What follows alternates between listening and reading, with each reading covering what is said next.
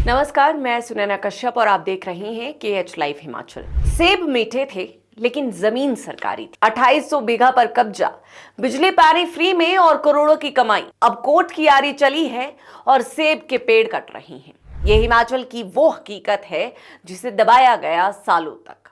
अब सवाल ये है, किसान बेदखल हो रहे हैं या सत्ता में बैठे रखवालों का चेहरा बेनकाब। अब वीडियो सामने आई तो सोशल मीडिया पर सनसनी फैल गई। सवाल उठने लगे कि सेब से लहलहाते इन पेड़ों पर कोर्ट की आरी क्यों? जमीन चाहे सरकारी हो या निजी, आखिरकार इन पेड़ों की क्या गलती थी? सवाल वाजिब है, क्योंकि जब ऐसी तस्वीरें सामने आती है तो फिर पर्यावरण प्रेमियों का दिल टूट जाता है और राजनीति हिचकोले खाती है। ये पेड़ काटने की नौबत क्यों पड़ी? इतने सालों में सरकार कहां सोई थी, विभाग कहां आंखें मूंद कर बैठा था? ये जानने के लिए इस मुद्दे की जड़ तक जानना जरूरी है। तो बात शुरू होती है 11 साल पुरानी एक चिट्ठी से। 2014 में हाई कोर्ट के तत्कालीन मुख्य न्यायाधीश के नाम जुब्बल निवासी कृष्णचंद साल्टा ने एक पत्र लिखकर खुलासा किया कि ऊपरी शिमला में कुछ प्रभावशाली लोगों ने हजारों बीघा सरकारी वन भूमि से हरे भरे पेड़ काटकर वहां सेब के बगीचे विकसित कर लिए हैं। चिट्ठी में बाकायदा कब्जाधारियों का नाम पता लिखा गया था। खुलासा हुआ कि कब्जाधारियों ने सरकारी वन भूमि पर पक्के स्ट्रक्चर खड़े कर बिजली पानी के कनेक्शन तक ले लिए हैं। हाईकोर्ट ने मामले की गंभीरता को देखते हुए सरकार को एक एक इंच जमीन से कब्जा छुड़वाने के सख्त आदेश जारी किए।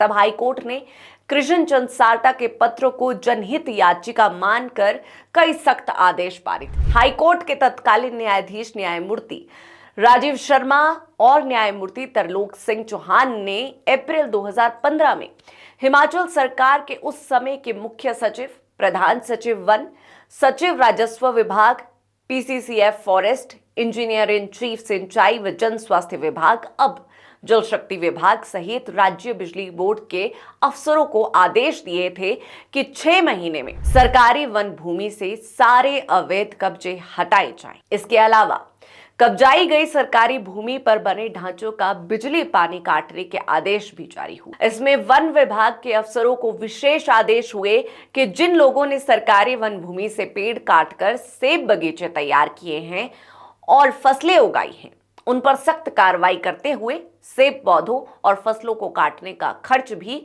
कब्जाधारियों से ही वसूल किया जाए। कृष्णचंद साल्टा ने अपनी चिट्ठी में कई खुलासे किए थे। उन्होंने कुछ कब्जाधारियों के नाम और पते भी लिखे। कुछ परिवार इतने रसूखदार और दबंग थे कि हजारों बीघा सरकारी वन भूमि कब्जा ली थी।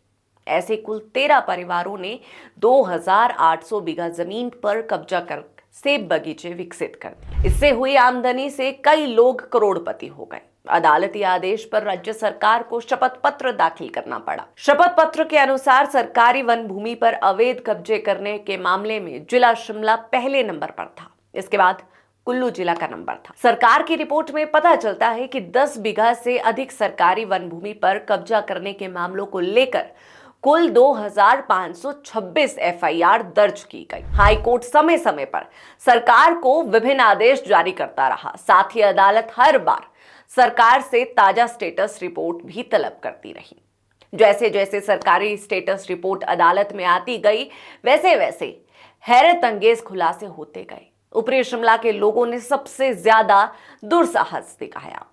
रोडो उपमंडल के अड़ाल नामक गांव के भागूराम ने कुल 73 बीघा जमीन पर कब्जा किया। इसी तरह संयुक्त रूप से कुछ लोगों ने तो सैकड़ों बीघा जमीन पर कब्जा किया हुआ था। हाईकोर्ट के आदेश पर जब कब्जे हटाए जा रहे थे तो साल 2016 में किसान सभा के बैनर तले प्रदर्शन होने लगे। तत्कालीन वीरभद्र सिंह के नेतृत्व वाली कांग्रेस सरकार पर लघु व सीमांत बागवानों को राहत देने के लिए नीति लाने का दबाव पड़ा। कांग्रेस सरकार ने 5 बीघा तक सरकारी जमीन पर कब्जे को नियमित करने के लिए नीति लाने की कवायद शुरू की। साल 2017 में 12 अप्रैल को हिमाचल हाई कोर्ट ने राज्य सरकार को ऐसी नीति के लिए मंजूरी दे दी।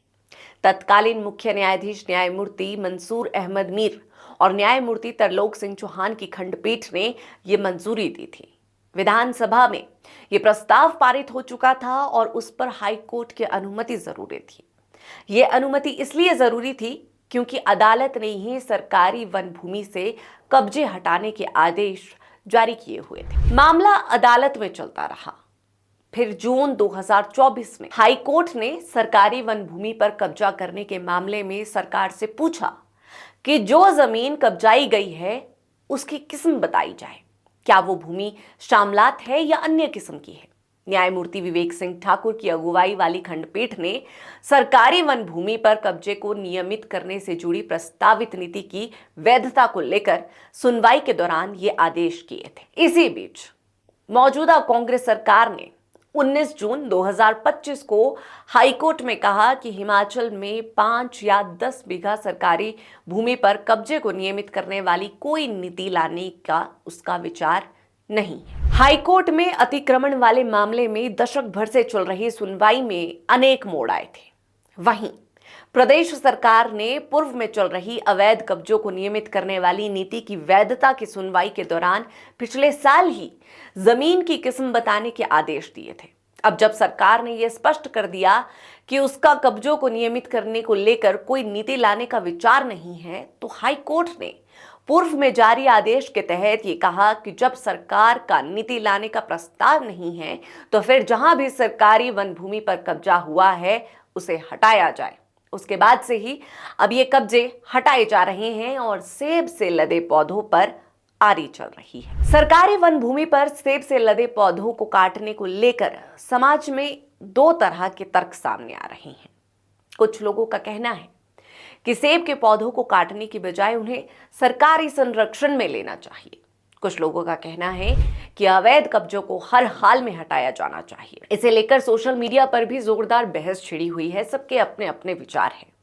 मगर एक तर्क ये भी है कि इतना विशाल अतिक्रमण बिना सरकारी अफसरों और राजनीतिक संरक्षण के संभव नहीं है। अब सियासत के लिहाज से भी इस मुद्दे को भुनाने की कोशिश जरूर होगी और हो भी रही है।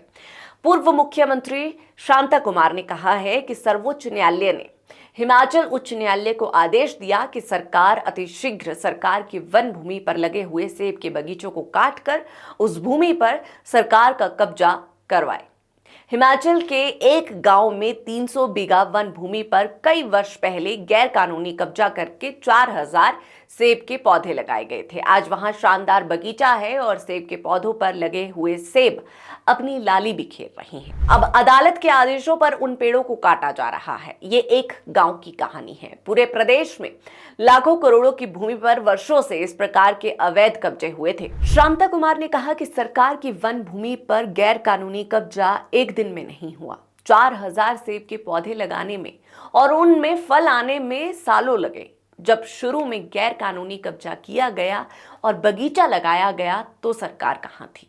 आज के समय में हर जगह सरकार होती है, अधिकारी और कर्मचारी होते हैं, परंतु भ्रष्टाचार के प्रभाव में चंद चांदी के सिक्कों में सबका ईमान बिकता है और पूरे देश में इस प्रकार की शर्मनाक घटनाएं सामने आती है। उधर हिमाचल प्रदेश में सेब उत्पादक संघ ने जमीनों से हो रही किसानों की बेदखली को लेकर प्रदेश सरकार के खिलाफ मोर्चा खोल दिया है। संघ ने प्रदेश में राज्य सरकार या प्रशासन द्वारा हाईकोर्ट फैसले की आड़ में की जा रही किसानों की बेदखली का विरोध किया है। सेब उत्पादक संघ ने इस कार्रवाई को अवैज्ञानिक और अन्यायपूर्ण बताया है। ठियोग के पूर्व विधायक राकेश सिंघा ने भी बताया कि धारा 163A के तहत किसानों की पुरानी बागवानी को नुकसान पहुंचाया जा रहा है। उन्होंने कहा कि कई मामले अभी भी हाईकोर्ट में विचाराधीन हैं। हाईकोर्ट ने पिछले एक साल में जमीनों की बेदखली से जुड़े परस्पर विरोधी कई आदेश दिए। उन्होंने कहा कि सरकार ने 2000 में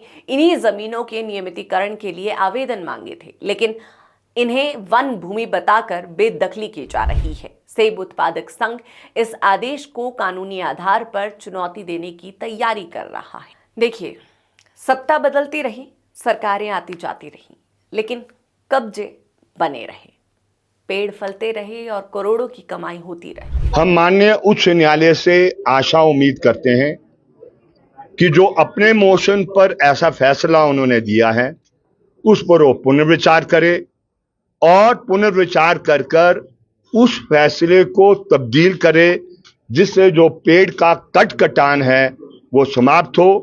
पेड़ का कटान हिमाचल प्रदेश में खासतौर पर जो सबसे बड़ी आर्थिकी है सेब की, पेड़ कटना का मतलब है हिमाचल प्रदेश का स्वयं कटना है।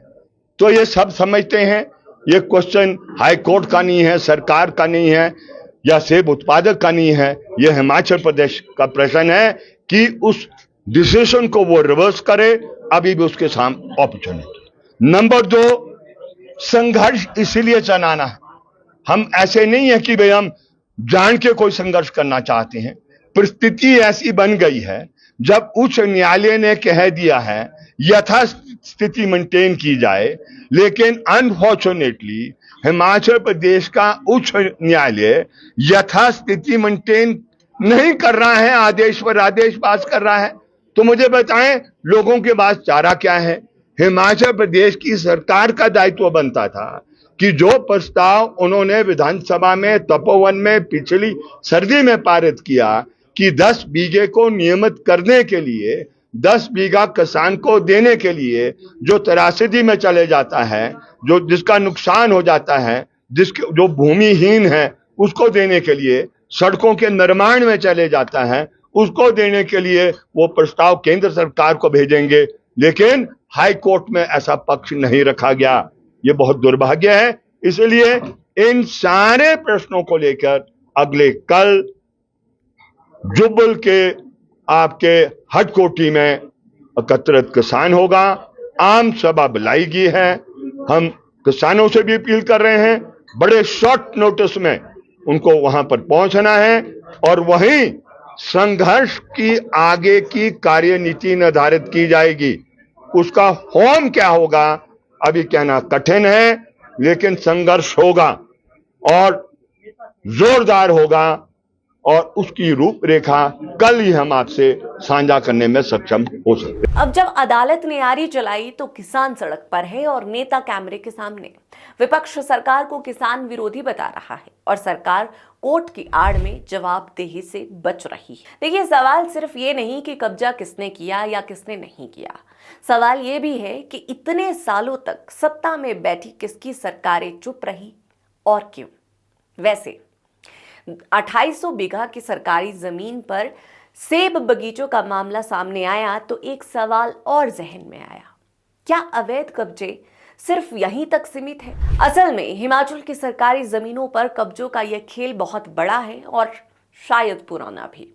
मंडी, कुल्लू, सिरमौर, चंबा और कांगड़ा जैसे जिलों में भी ऐसी कई जमीनें होंगी जहां रसूखदारों ने खेती, फार्म हाउस, होम स्टे या होटल के नाम पर अतिक्रमण कर रखा होगा। कई मामलों में शामलात और पंचायत की जमीनों को निजी बताकर रजिस्ट्रियां करवाई होंगी। कुछ जगहों पर तो वन भूमि में सड़कें तक बिछा दी गई हैं।